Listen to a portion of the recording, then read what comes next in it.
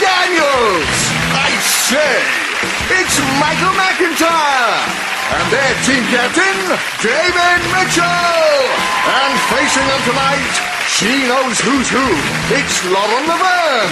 He hasn't a clue. It's Graham Garden. And their team captain, Lee Mack. But first, repeatedly bash your manual extremities together for your host, Angus Deaton.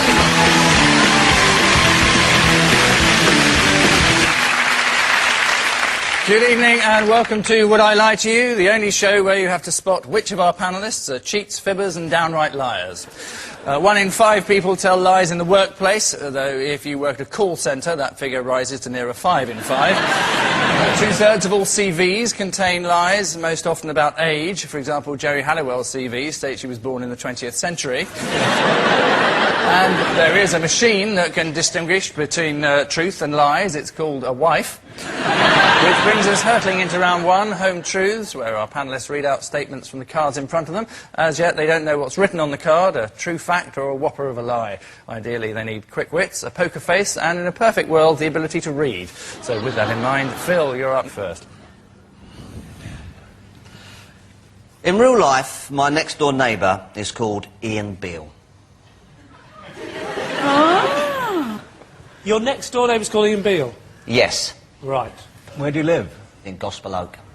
Which is in North London. It's North London. I live in North London. The Beales of North London. Yes. Yeah. There are 4 Beales. Yes? Yes. Who are the others? There's Mrs. Beale, Brian Beale and Ian Beale. And is he as wonderfully interesting as the character Ian Beale? Well, he's quite good fun. I drink with him sometimes. He's a postman. And he's always in the pub by 12 o'clock in Gospel Oak, the Old Oak.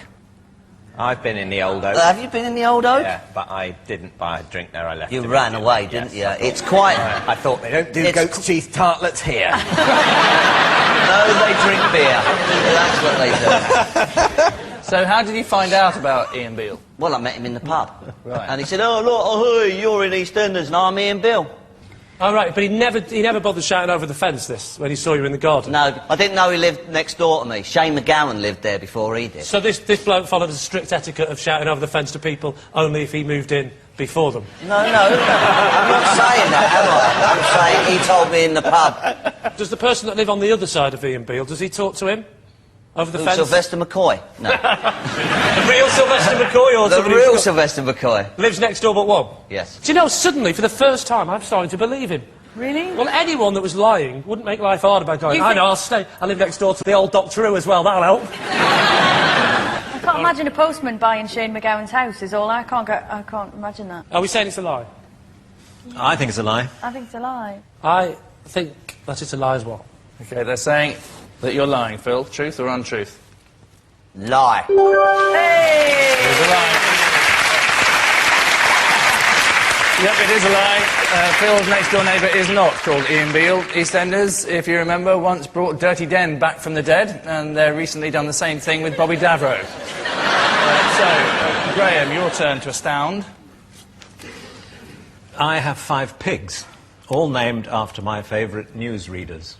I wonder what the question's going to be here. At this point, we have to ask you which 5 newsreaders. Can't we guess them? Can't we guess them? No, we can't. Yeah, You have Please to can we guess them? You've got absolutely no Brian idea. Hanrahan. Trevor McDonald. This is suicide. Are you working for them? Sorry. This is the opportunity where Graham has to rattle off 5 newsreaders No, and you've no. just handed No, I him know. 4 on a plate. No, You idiot. No, you're right. Should we give him more time? All right. Would you like a pen and paper, Graham? Maybe we should all leave the room. And they can work on an essay about it. Can I ask? No, you can't. Garden. Silence. What are the name of the 5 newsreaders, please, Graham? What was the first one you said? Actually, he said Trevor McDonald, and that is one of the pigs is called Trevor McDonald. Yeah. Okay. One which you probably wouldn't have guessed is called Jackie Bird, because she's a BBC Scotland newsreader. All right. Do you live in Scotland? No, but it just looks like a Scottish pig.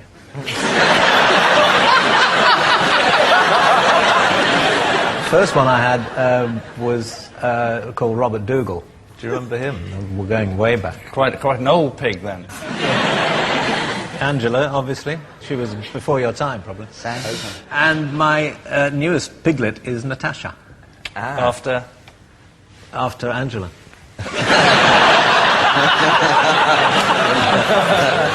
Where do you keep these pigs? Well, they're my pigs. I don't actually have a piggery at home, but there's a farm nearby which keeps them in the yard. And I go and visit them, and they take care of most of the feeding and stuff, but I go and feed them sometimes. And what do you feed them? Scraps. That's the name of my dog. Or at least it was. So have you met any of the 5 newsreaders that you've named your pigs after? I've met Trevor MacDonald and Angela Rippon. Have you said to them, I have a pig named after you? Would you? Do you think this is all adding up? Phil, what do you think? It's a lie. I think it's a lie. I think it's true, but obviously the majority rules. But I will never let it go if I'm proved right. Well, that's disarmingly honest. So you've effectively got to make a decision. I haven't think you, we're David? going to say it's a lie. OK, they're saying it's a lie, Graham. What's the truth? Shameful. It's a lie.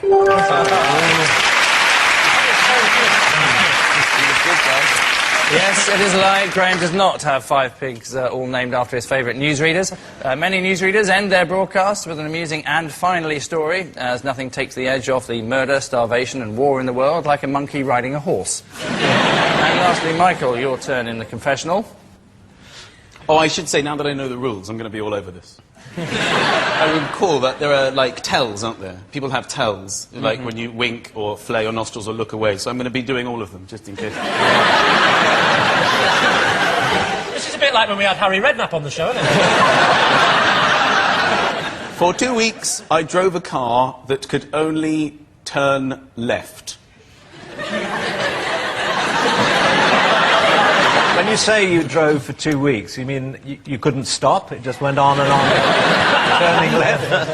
No. I wouldn't like to be the sat-nav in that car. Turn right. Turn right! Will you turn right? Why could it only turn left? It was hit. My wife had an accident in it, so you couldn't turn the wheel right. You had to only go left. Why couldn't you turn the wheel right? Because the metal of the car. Hang on, Michael, don't get so technical with me. The metal of the car, yeah? Can you be more specific? What bit of the metal of the car? The metal bit. It was the front bit over the wheel was bent into the wheel, so you could no longer turn the wheel to the right. So at no point in the 2 weeks you were driving and there was only one way to go, which was a sharp right? At one point, yes. You're at the corner of a road, sharp Yes. right, you're at that corner, Yes. you realise you can't turn right. Yes. Tell me what happens next. You go I left, turn left and You left. can't, you're on a sharp bend to the right, there's no left. I wouldn't have been there because I've pre-planned my journey. It's very frustrating when you've got to be there and you realise the only way to get there is to go left, left, left, left, and left again. That's why it must be very annoying to be a ballroom dancer. Because you've just got to get there, and you've got to go round and round and round. And it'd be quite simple just to go plunk. Graham, what do you think? I think he's lying. Lauren? I think probably lying. We all think as a team that not only is it a lie, it's a pretty bad lie. In fact, a lie that you should be ashamed of, and you should leave the show immediately. It's just over there on your right. You might have to go through there, through there, through there. How do you like this? It's true! Get over yourself!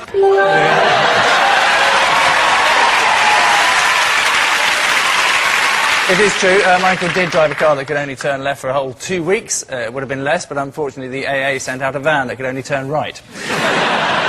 When it was eventually diagnosed, it turned out the problem was caused by the nut holding the steering wheel.